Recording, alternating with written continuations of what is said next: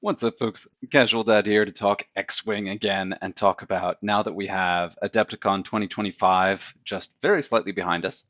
We have a new, possibly last official world champion. Congratulations to them. I'm not going to spoil anything for a little bit longer just in case folks are still catching up with the streams, watching the games, and don't want to be spoiled on who it is.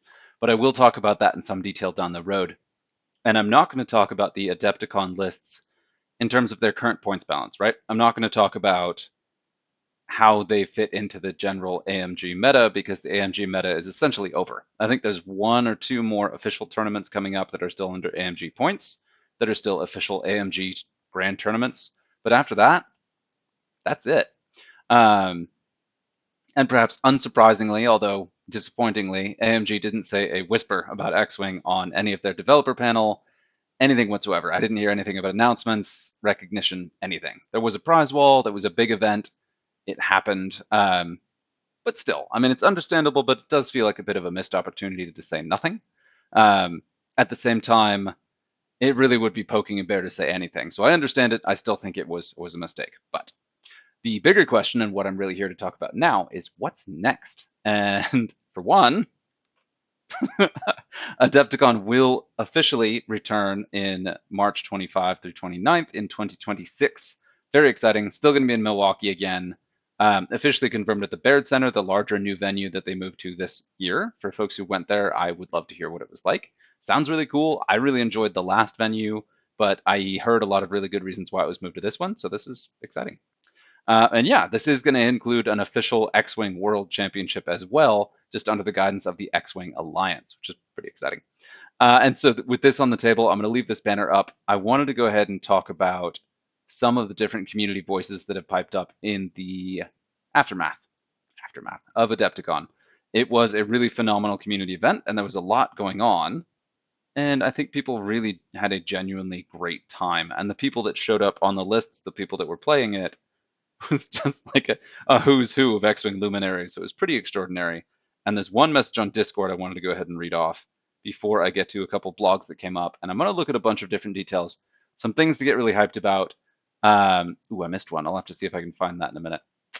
Yes, we'll get to this. We'll see how long this goes, and I may have something to add at the end. We'll start with the Discord post on the Gold Squadron podcast Discord from Dan Plays X-Wing at Fair Game, one of the local Chicagoland luminaries who's been keeping the scene there going quite a bit.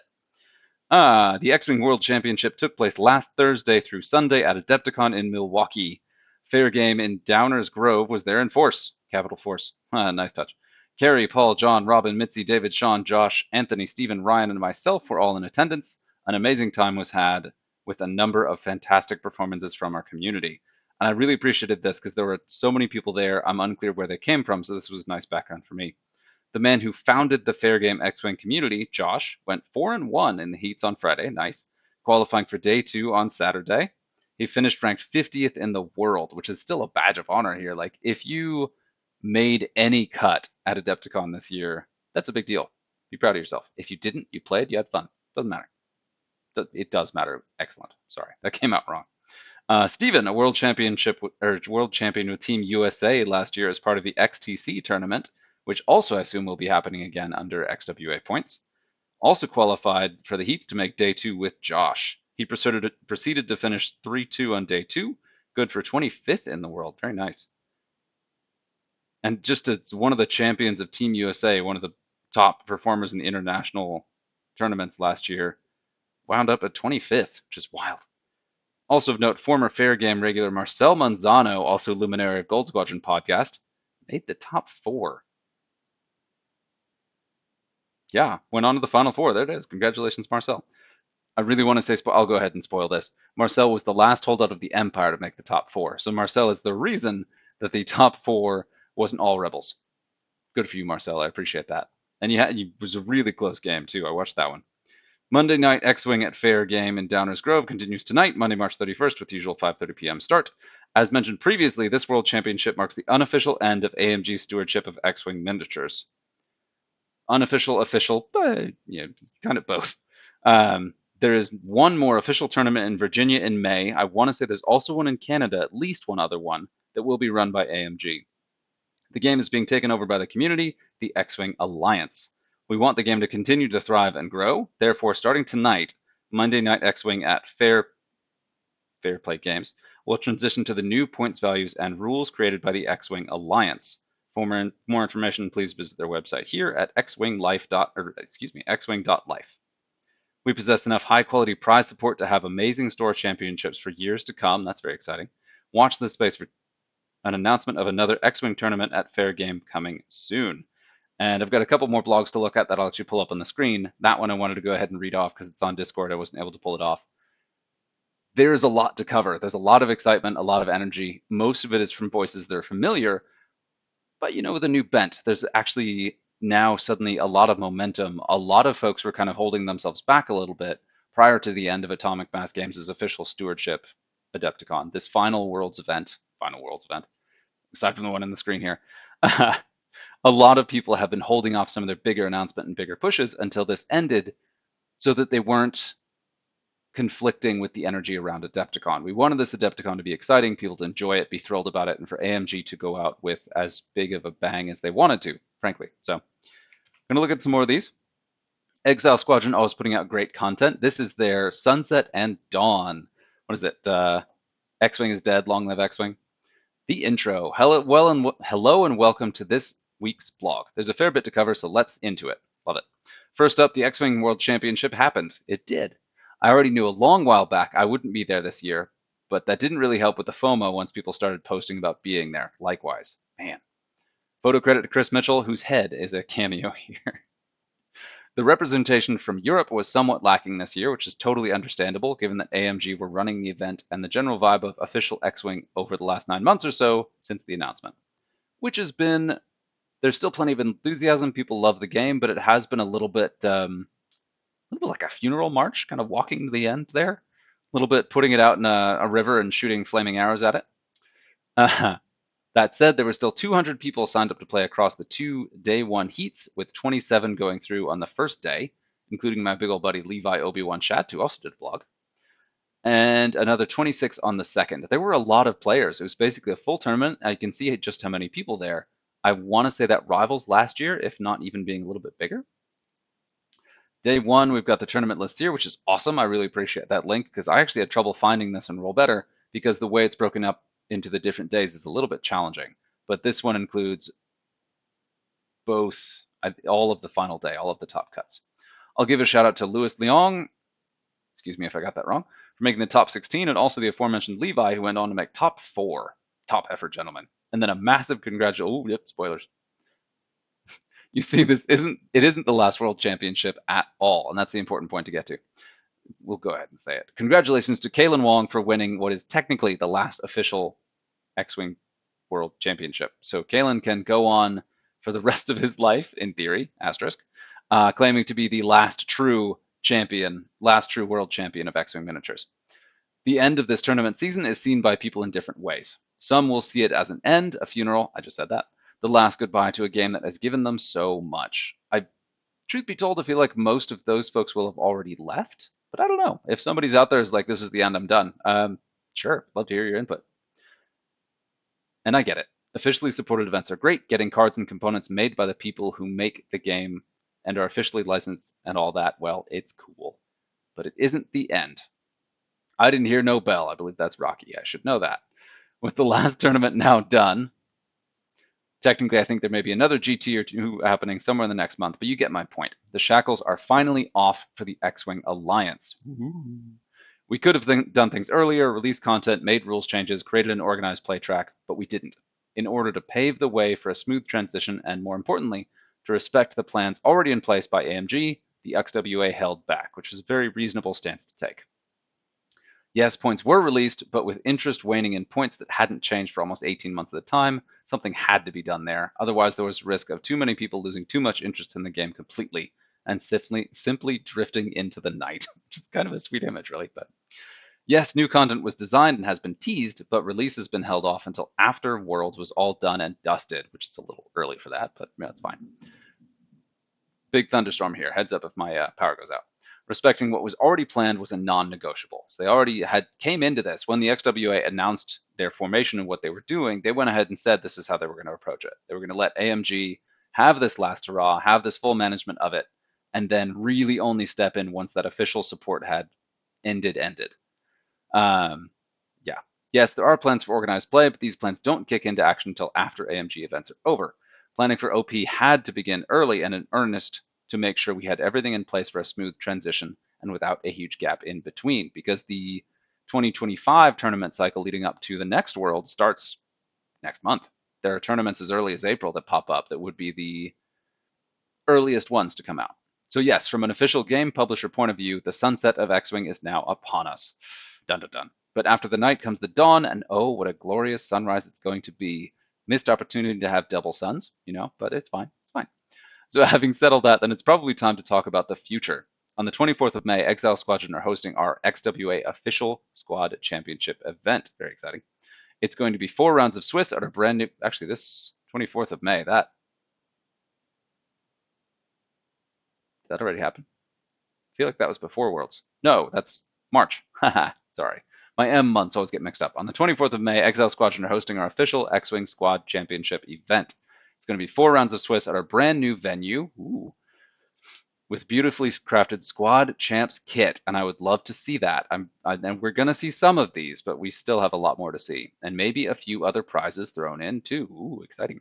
You can get tickets by commenting on the discussion post on the Facebook event page, or if you're not on Facebook, just get in touch with me directly and we'll sort it out. It promises to be a great day, and who knows, you might end up with the winner's coin and a buy for round 1 of a System Open event, such as the Welsh Open. Ooh. Yes, the Welsh Open is the first ever X-Wing Alliance XWA System Open event. Running on the 19th and 20th of July of 2025, we will have a full XWA prize kit. Content's yet to be revealed soon, though, as well as a bunch of Exile-themed prizes and whatever else we can get our hands on to give away. Very nice. The venue is Firestorm Games in Cardiff, England, for those who didn't know, which is an absolutely top-notch gaming space, and lunch on both days is included in the ticket price. Very nice. It really, really helps us a lot to know a rough attendance as early as possible. So if you're thinking about it, get planning, pick your ticket up soon, and you can get your tickets here.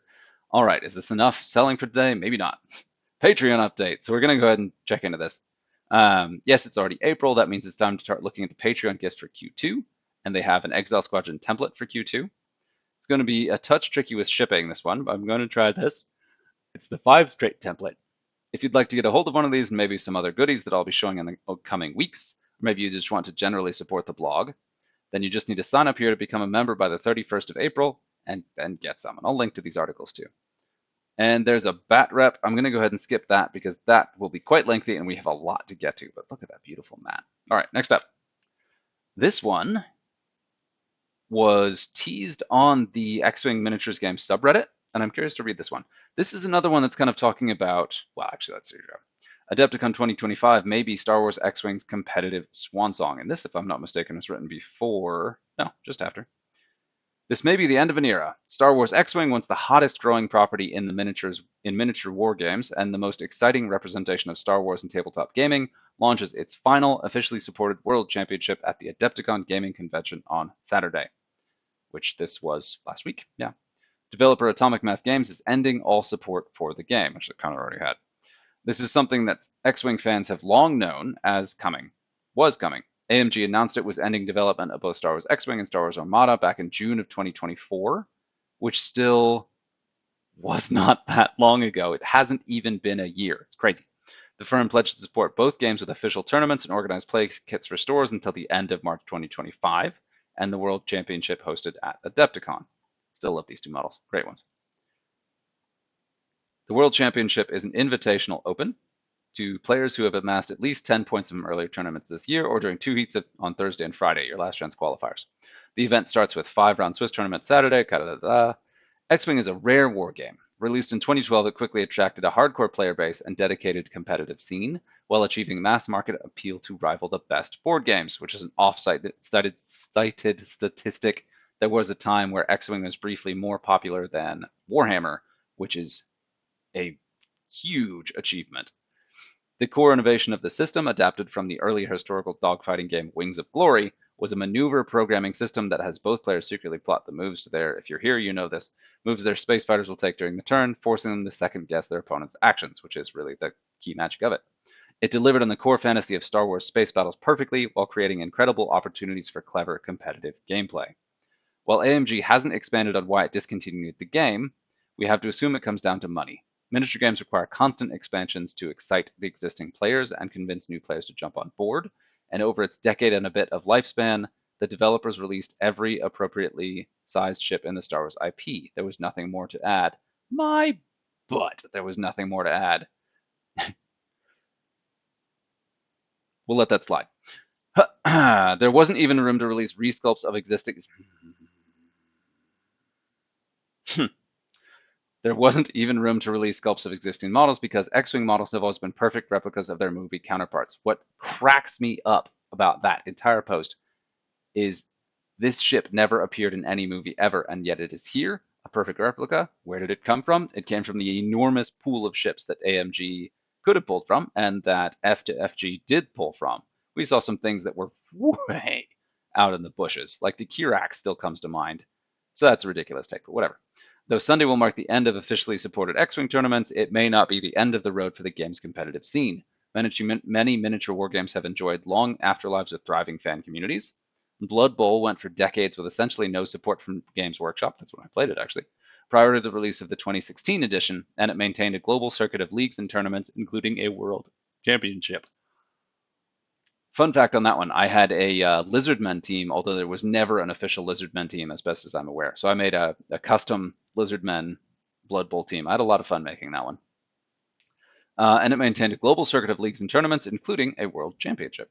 We'll end this article with a left field suggestion that for dispirited former X-Wing players, particularly ones who have kids or who like to play big group events, check out our review of Snapships Tactics, which is cool.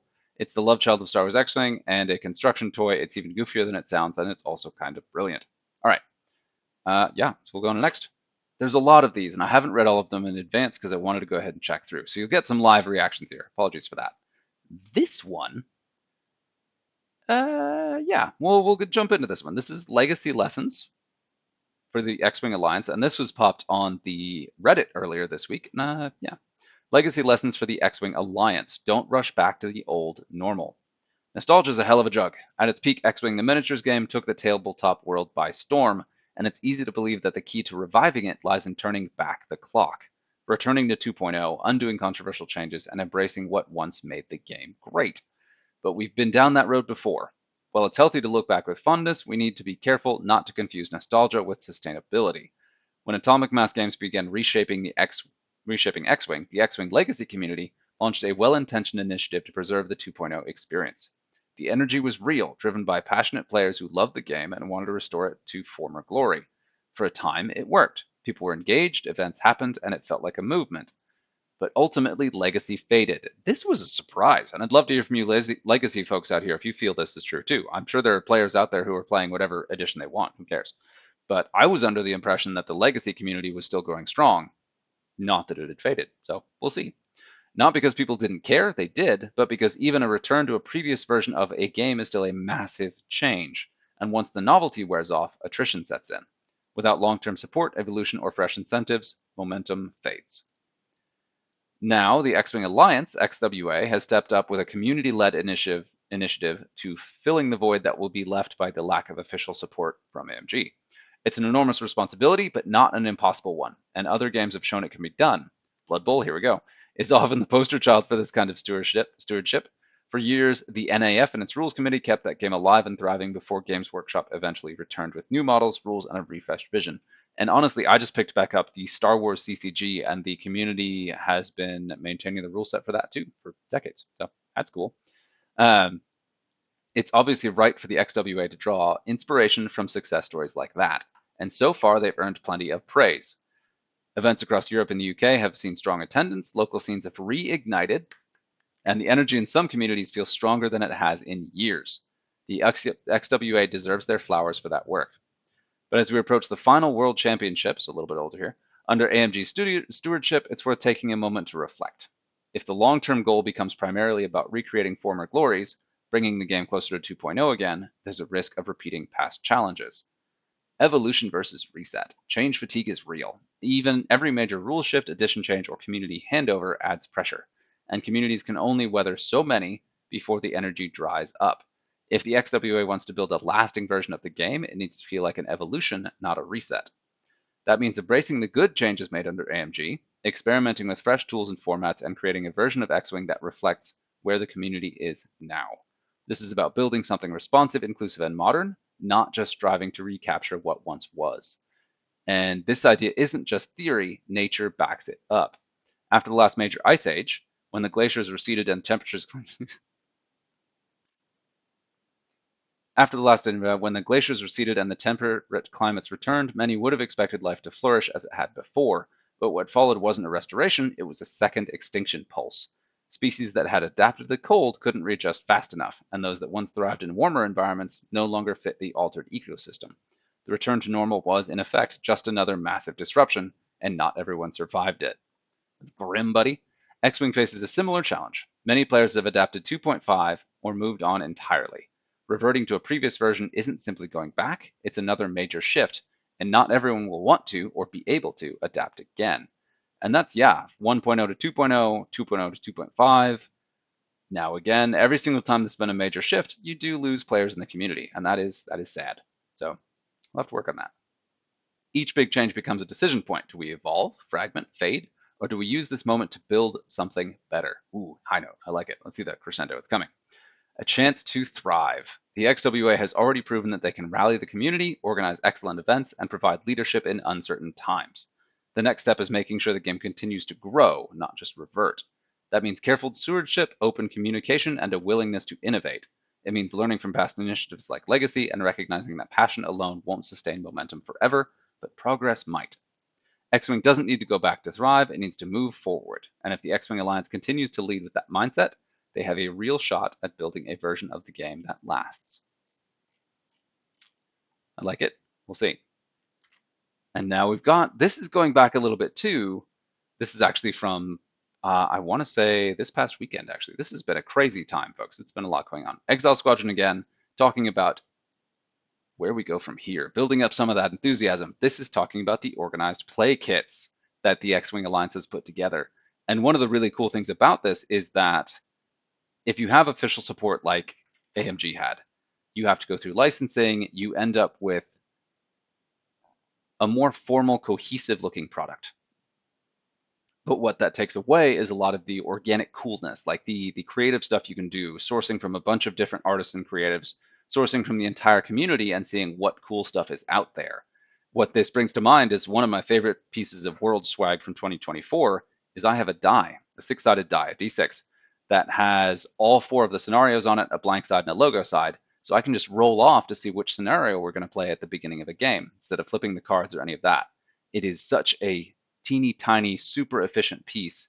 And it is so cool that someone thought to do that. And when somebody gave that to me, I was over the moon, and I still love it. I just looked at it yesterday lovingly, just for fun, because I pulled it out. But yeah, that just goes to show that's one of the things that Atomic Mass Games never put together, never thought to put together. It's the kind of thing that the community's making that only a handful of community members actually really know about or see. So being able to share more of that, have that be included in some of the X-Wing Alliance tools, we have so much more opportunity to do more and more creative stuff here. It's a really exciting time. So let's get into the tournament, the prize kit. I'm going to keep this pretty short for today, because I have news and it's exclusive. Very exciting. Also, this news affects other things I want to briefly talk about. So let's just dive right in, shall we? X-Wing Alliance update. You may have noticed that over the past few weeks that various X-Wing Alliance spoilers, previews, leaks, whatever you want to call them, have been finding their way out into the world. I see a peek of a standard loadout card. There are many who are fans of the FFG articles of old, and even the customary errors they contained, where not only were details revealed of pilots and upgrades, but also in-depth insight was shared. And we in the X-Wing Alliance really wanted to keep this going. If you haven't seen any of those are really great. They were a lot of fun, and they were missed with the latest releases. And we saw some of that announcement, but it was never. The new website that AMG put out together was built to handle those articles, but then we just never really saw the articles come out because we didn't have new ships coming out. So that's the thing. Well, we did actually. We got the blogs based around the launch of the Battle over Endor campaign pilots. Those were good. That was a really good return to the form, and I really enjoyed that. But yeah, we think it's important for people to know that thought or theme that's gone into putting new things together. And I'd say, given that we are, after all, only a bunch of amateur game enthusiasts who are doing our best, it shows that while we are technically just making things up, I mean, when you think about it, isn't everyone? Fair point. That there is reason behind all of it. I like it. And that's one of the advantages of the X-Wing Alliance being a committee is they are able to bounce ideas off each other and do a combination of supporting the really good ones, fleshing out the better ones, and then dunking on the bad ones, kind of polishing stuff up. This has mostly come in the form of podcasts, the teasers, such as Sith Takers, Gold Squadron, and Harry Nick, being given. I feel left out. That's fine. Being given exclusive early access to cards or information to share ahead of the new card packs being released soon. We might be giving a date. We'll see here. Look at Bosk. I love this Bosk. I love it. I'm so excited about this Bosk. It's a Bosk that does what Bosk is supposed to do with upgrades that he's never had. The imposing behemoth, where he just, if he's reinforced, he gets a mod. Where he reduces the defense of opponents if he shoots them at range 0, or if anyone shoots, well, no, yeah, when he shoots a ship at range 0, if you are reinforced and the defender is in your full forward or full rear matching your reinforced token, that enemy ship rolls 1 fewer defense die.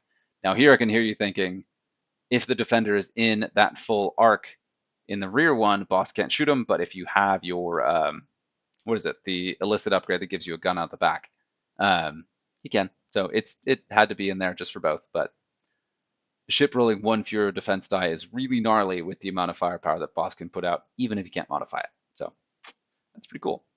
But I love the design of this card. This is a great one. So what about little me in this blog here? What do I get to talk about? Well, look, going in depth on the design of new pilots has never been my thing. I've always left that sort of thing to people with a much more analytical brain to deal with. Sure. No, since I'm actually the organized play prize lead for the X-Wing Alliance, I thought it would be much more suitable for me to talk about the very things that I'm working on. Makes sense, right? So with no further ado, let's get into it. Looking at the 2025-2026 Season Squad Championship contents. This week I'm talking about the Squad Champs kits. When designing any kits for organized play, there are a few things that I felt really important. One, value for the money. With the X-Wing Alliance now being a dead game, with X-Wing now being a quote dead game in the eyes of many stores, organizing tournaments, which has traditionally been a way of getting people in the store and hope they spend money, has become more difficult. I've seen this personally with our local group. I spoke a few weeks ago about the challenges of running events and rising costs, and so it is important to me that we make the Squad Champ kits as affordable as possible, while still including enough shiny things to appeal to players and encourage attendance. Awesome. That's one of the great things about this community they focused on the whole time. They want to make sure there's things to get people excited about that people can actually get. They want to have enough to source. They want to have enough to ship out. They want to have them be quality, and they want to make sure there are things that people would want and get excited about. So this is great. This is exactly what we need to keep going from here. Number 2, sharing the love. Being a very middle of the road player myself, I've seen many events richly rewarding the top finishers with very little for anyone else. Bummer. Now, don't get me wrong, I'm not saying that the most talented should be rewarded. I'm not saying that the most talented shouldn't be rewarded, more that there should be more of a balanced spread of the budget cost across the board, which is totally fair. Top prize is cool, but participation prizes are one of the reasons that I played. When I was going 1 and 5 at some of our little local tournaments, I kept going because I loved it, but also it did help to come home with swag every time. Not much, but just a little bit, enough to be like, yeah, that was cool. I earned this. Getting my butt kicked. Number 3, good use of time. You probably already know and understand this, but I'm saying it anyway. The XWA is purely voluntary. Nobody is being, nor has been, nor will be paid for their time. It's a group run by the community for the community. With this in mind, all work that goes in is being volunteered by our own people, whether that's the obvious ones like balancing points or not so obvious ones like designing PDF points releases or the news announcements. It's all time that's spent to do this. Since we were designing cards anyway, it would make sense to use this new content for OP prizes, right? And so that's what we've done. Ooh, interesting. Number 4, theme. I can't promise that we will always be able to fully commit to this one based on available time and the desire to put out certain content. But personally, I love when a kit has a theme. So like the Mandalorian kits were Mandalorian themed. Whether that's the Spectre Squadron at Worlds 2023 or the Inferno Squadron back in 2020-ish. Having a kit contain several things which are all linked to each other in some way is just something I really like. I believe it shows thought and consideration that is a really cool way to highlight certain shows or characters. And I love that too. Really excited to see that. I do hope that's blended a little bit or rotated regularly, because as a main Scum player, there were a lot of tournaments I went to where I felt I didn't have any support, and then other ones later where I felt like I had all of the support. So I'm sure we'll see better balance between the 7 factions that we have for a while. So we'll see. Number 5, balancing appeal. Somewhat contradicting the previous point. There it is.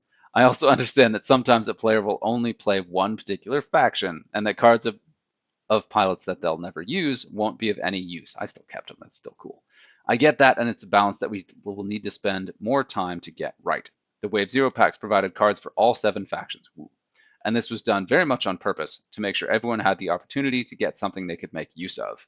If we go thematic, it shuts that somewhat, and it's just the way it is, unfortunately. Yeah, I mean, especially with the different eras, you can't have a Republic and Separatist themed, excuse me, a Resistance and Separatist themed theme. That'd be a little bit strange. I guess you could. There were ways to do that. You could do a droid theme, and that could cross all of the factions. What we are doing is trying to make the kit contents as wide-ranging as possible where we can. Love it. Generic upgrades over faction-specific ones. Ooh. Game components that can be used by anyone and that you can use more than one of. That sort of thing. So enough of the preamble. That's not what you came for after all, but it was a good preamble. Yes, get on with it. First up, let me just quickly lay out how the event packs will work. The base kit has been designed to support a 16-player event, and there will be 17 copies of participation items because, let's face it, the TO needs some love too. Yeah, that's good. There are then some tiered prizes which increase in value and sexiness, all the way up to the winner. To cater for slightly bigger events, TOs can also add to this with expansion kits, which will add enough items to cover an additional 8 players. Nice. All right, that's cool.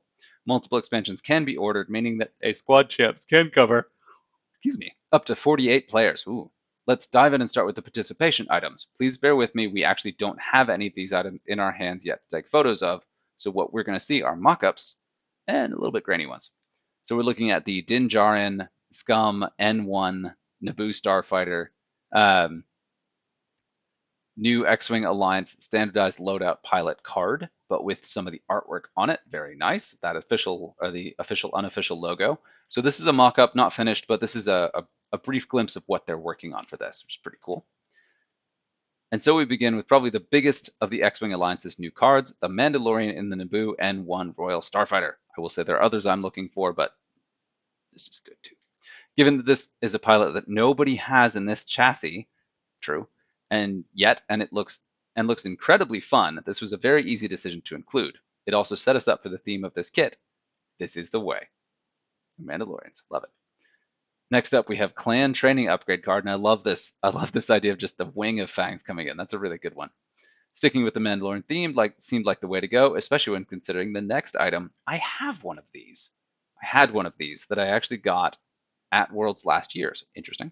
Yes, everyone will get a metal Mando helmet token. These had already been designed and produced by Louis Leong at Pewteeny Parts. Yep. And since he's one of the XWA Council members, this felt like an easy win, given 0.3 above. These particular tokens will be engraved with the simple XWA logo on the back to differentiate them from the ones already put out in the wild. How cool. I like it. They're great tokens, and this does not, like the feel of having one of these in your hands. There's a magnificent weight to them.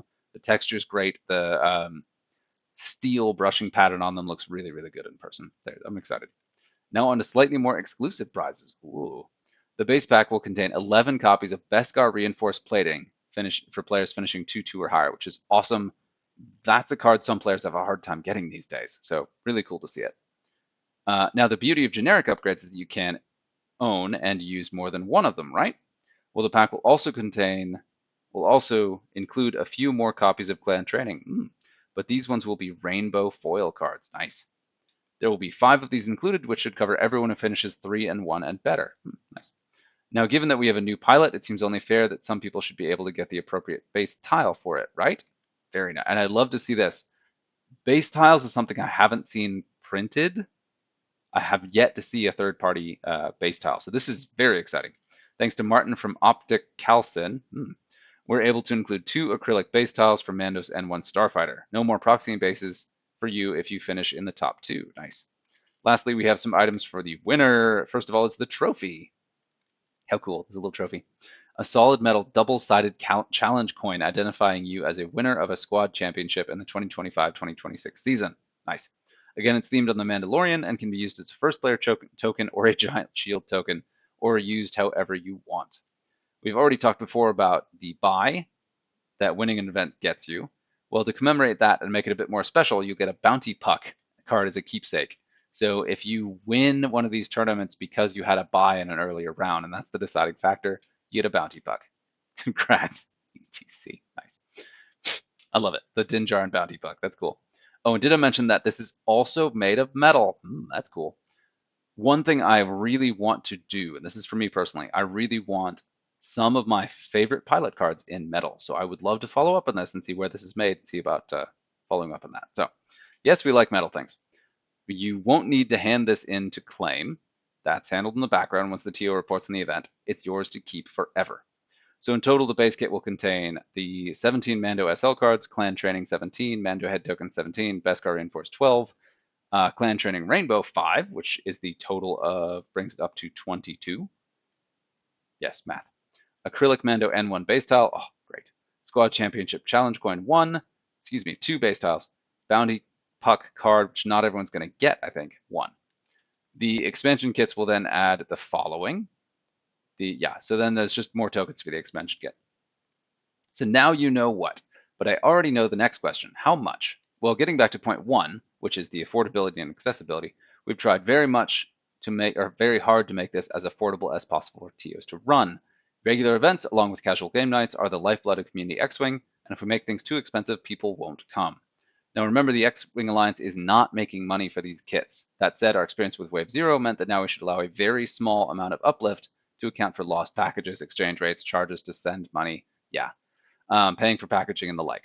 We've had some of these happen, and money has come out of people's pockets personally to cover it, and we don't want that. We want this to be sustainable for these folks too.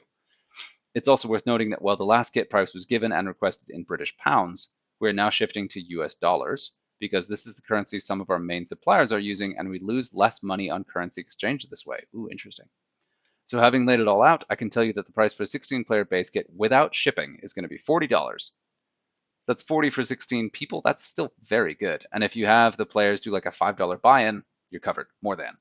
We're still unsure what shipping will cost exactly, but we're estimating about 20 to be safe, so we're looking at 60. That still is very affordable. This means the current guide price, but subject to change, for a 16-player prize kit is $60. That makes the cost per player just $3.75 for a sold-out event. Very nice. The expansion kits will come at $15 for 8-player kit, and shipping is going to be included again, so it's more expensive. Shipping is more for the expansion kits, making the base cost for those additional players just $179 each shirt. What we don't yet know is what adding an expansion will do to the shipping price. If we assume the worst and it adds 50% of the value, just like our worst case in the main kit, then we'll add $22.50, which makes it on the pricey side. This means that a 24-player kit will cost $88.50 or $368 per player, and a 32-player kit will be $105, $328 per player. Now, assuming you can get the event sold out or close, $5 per player should still be plenty, and that is totally reasonable. Again, these are still proposed, probably, hopefully, maximum prices based on as yet unconfirmed shipping costs and tariffs. We do reserve the right to change these down or up, but preferably down if the need arises. We won't actually 100% know the cost until we have a kit in our hands in a few weeks' time. It's worth noting that while we strongly encourage TOs to apply for kits, we are also keen to not oversaturate the event scene and also want to maintain the integrity of the buy system. While TOs are welcome to apply for multiple kits, this should be for different stores and not for multiple events in one store. We will be picking this up because you do want a little bit of that exclusivity to get people excited about the ones that do this. We will be picking this up in the application phase, but also want to point out that we already have a Wave 2 planned for this season, so that a second event can be held at a store which will have different cards. Other components will stay the same, so that players are encouraged to attend multiple events without having to go home with festivals of cards they already own. Watch this space for info on that. There's always trading too. So just to sum it all up nicely with this XWA graphic, and these are very nice. I love whoever did the logo did a really terrific job. I'm very fond of that logo. Wave 1 Squad Champ Kit. Excited in a there we go. The conclusion. After planning this kit for so long, it's really satisfying to finally get the details out there, and it looks great. It's a really good tournament kit, especially for a first-ish effort.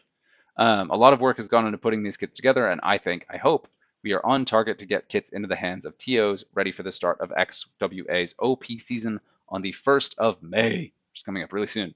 The demand for these kits has been high already, with almost 100 applications before we've even revealed what's in them or how much they cost. That's huge. That shows enthusiasm. People are excited about this stuff, and it really shows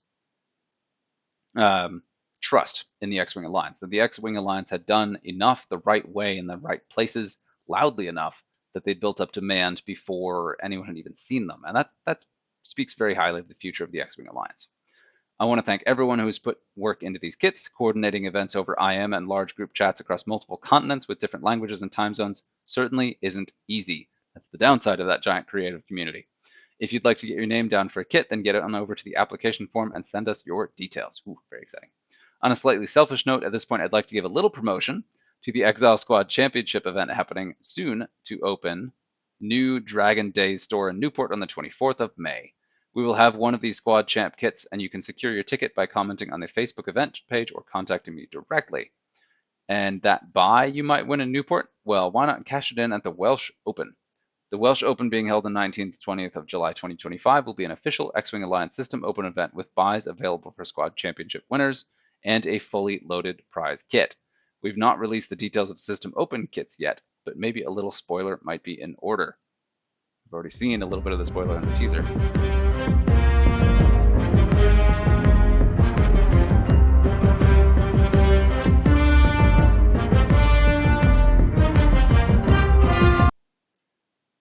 And there is a huge amount of experimentation going on in the 3D printing space. That peg is particularly exciting on this one. It's got a rough paint job. I'm curious how that was done and how sustainable it is, because my understanding is a lot of that is still being done by hand. And with the volumes we'll want to do to keep putting out new ships, hand painting is going to be somewhere between extremely challenging and inconsistent. And so that's something we're going to have to keep an eye on and solve as a community. Gotta admit, go on, admit it. You're excited. Go on, get your ticket. It is pretty cool. There's been a lot to get through. Hopefully you enjoyed it and it's been worth your time. And I'll be back with something a little more normal next week, probably. Outro. Thank you so much for visiting my blog. I hope you've enjoyed it. If you'd like to support me in my continuing X-Wing blogging adventure, here are a few ways you can do that. Ooh, I gotta follow those, actually. I gotta do that. We'll get to that. Yeah, Patreon. Nice. Nice. Sweet. All right. Next. Now here's actually the order form, just to go ahead and take a look at that. Very straightforward. Gave away my email. Yeah, and we'll go ahead and jump from that. Ooh. I did mention the creatives of the community, and I should actually, yeah,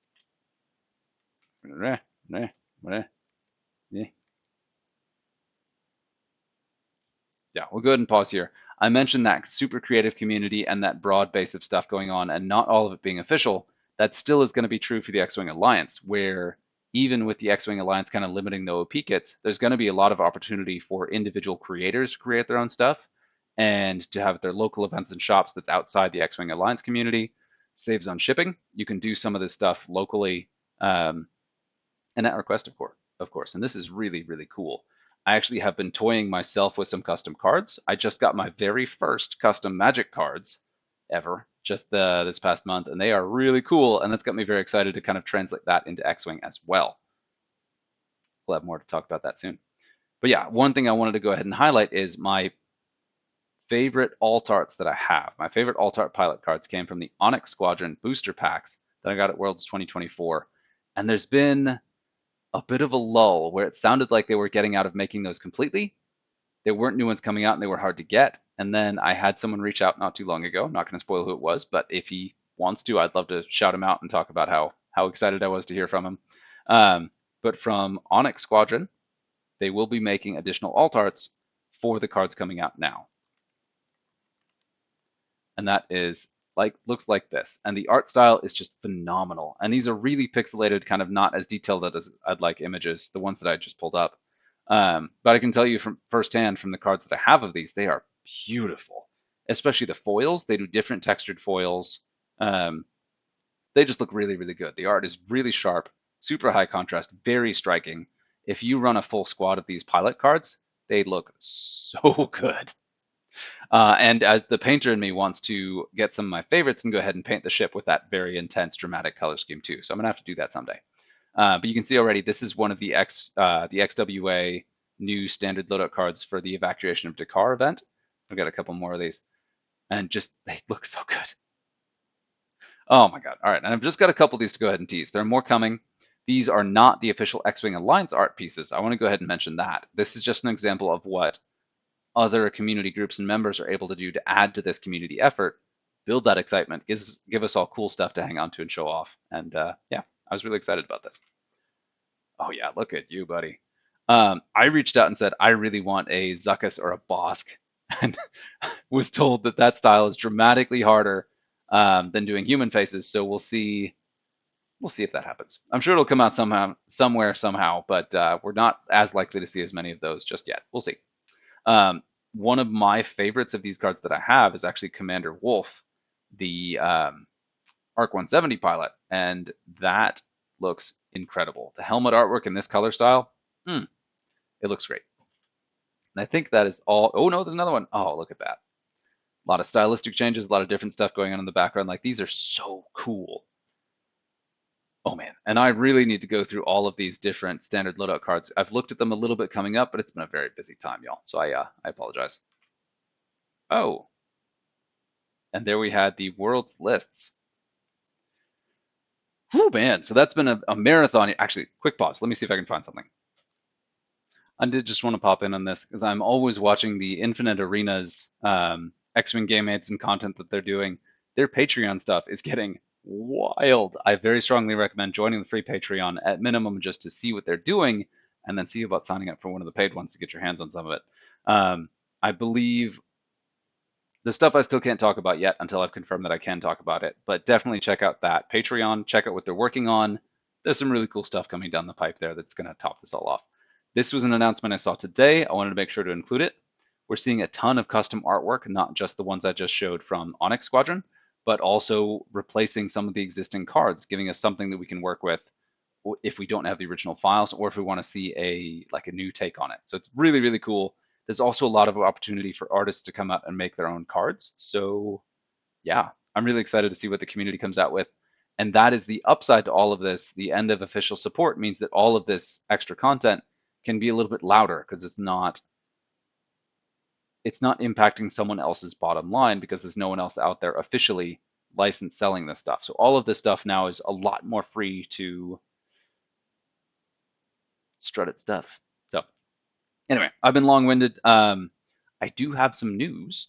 My family and I are officially relocating to Portugal this summer in just a couple months here, which is going to be an interesting process, and it's led me to dramatically reconsidering my my X-wing storage space. So that's going to be interesting. But I was thinking about that a lot, reading all the Exile Squadron stuff, because I would love to be able to make it up to the UK, and it will be easier from there. So that's pretty exciting. Yeah, if I can make it to a Sith Taker Open, I'll be very excited. And one of these days I will be. I don't know if I'm going to make Exile Squadrons July 1 this time, but you never know. That's it. Until next time, see you out there.